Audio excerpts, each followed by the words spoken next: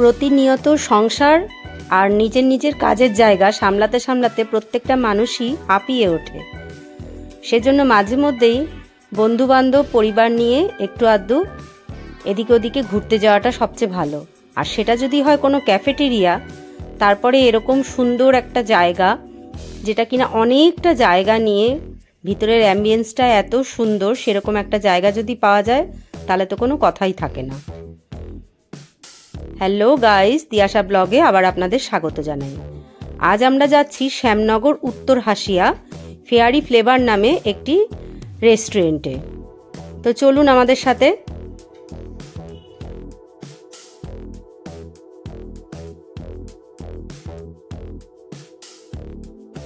কল্যাণী হাইওয়ের উপরেই শ্যামনগর উত্তর হাসিয়াতে এই ক্যাফেটেরিয়াটা রয়েছে, ফেয়ারি ফ্লেভার নামে এই ক্যাফেটেরিয়াটা।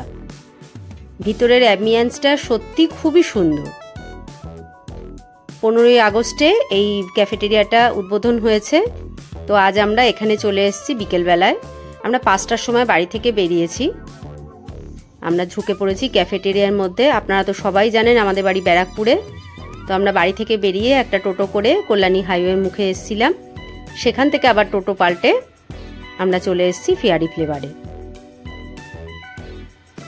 আমরা একটা টোটো আর 4টে মোটরসাইকেল সব মিলিয়ে আমরা এসেছি। এই জায়গাটা হচ্ছে গাড়ি পার্কিংয়ের জায়গা।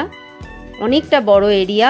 আপনি 4 চাকা 2 চাকা যেমনই নিয়ে আসুন, এখানে পার্কিং করতে কোনো অসুবিধা হবে না।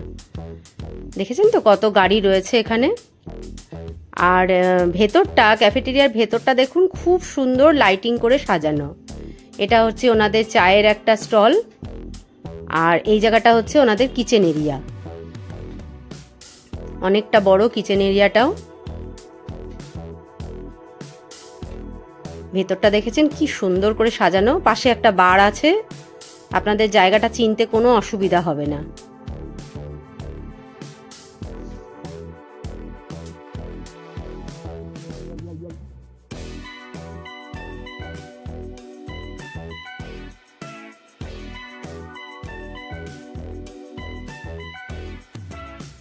এই রেস্টুরেন্টের যারা মালিক তারা দুজন ভাই বোন, তারাও এই শ্যামনগরেরই বাসিন্দা।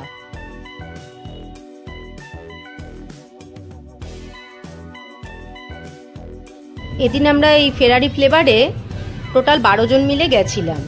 আমাদের সাথে একটি ছোট বাচ্চাও ছিল। আর এখানে দেখুন বাচ্চাদের অনেক রকম স্লিপ, দোলনা, নানান রকম কিছু এখানে খেলনা রয়েছে। আপনি যদি সাথে বাচ্চা নিয়ে আসেন তাহলে সেই বাচ্চাটিও বোর হবে না এখানে এসে। খুব সুন্দর স্লিপ, দোলনা, অনেক কিছুই আছে এখানে বাচ্চাদের খেলার মতন। আর আপনারা এখানে ফ্যামিলি নিয়ে আসুন বা কাপল আসুন বা বন্ধুদের নিয়ে আসুন, মানে প্রত্যেকটি ক্ষেত্রেই জায়গাটি খুবই উপযুক্ত, খুবই সুন্দর। আমাদের পুচকিটি এখানে এসে বেশ দোলনায় দোল খাচ্ছে। আচ্ছা, এইটা দেখুন, এটা হচ্ছে একটি মকটেল এরিয়া। আপনি যদি মকটেল নিতে চান তাহলে এখান থেকে নিতে পারেন। আর সবচেয়ে বড় কথা হচ্ছে এখানে অনেকজন দিদি আছেন যারা আপনাদের কাছে গিয়ে আপনাদের কি কি অর্ডার আছে অর্ডারটা নিয়ে আসবে, এবার আপনাদেরকে সার্ভও করে দেবে। আর এখানে দেখুন অনেকগুলি ছোট ছোট হাট মতন করা আছে। আপনি এর ভেতরে গিয়েও বসতে পারেন। এর ভেতরে আপনার 4 জন থেকে 6 জন মতন ধরে। হাটগুলো দেখুন খুব সুন্দর করে কালারফুল সমস্ত লাইট দিয়ে সাজানো। আমরা এখানে একটু সবাই চলে এসেছি ফটো টটো তোলার জন্য।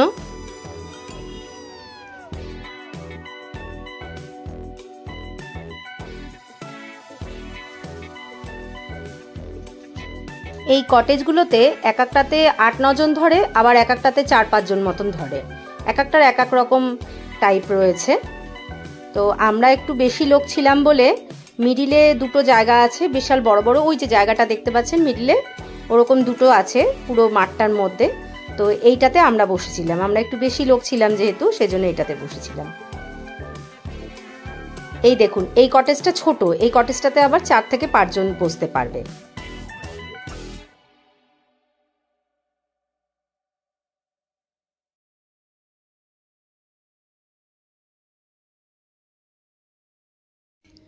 এই রেস্টুরেন্টের মধ্যে খাবারের মানও ভালো আর দামগুলোও মোটামুটি রিজনেবল।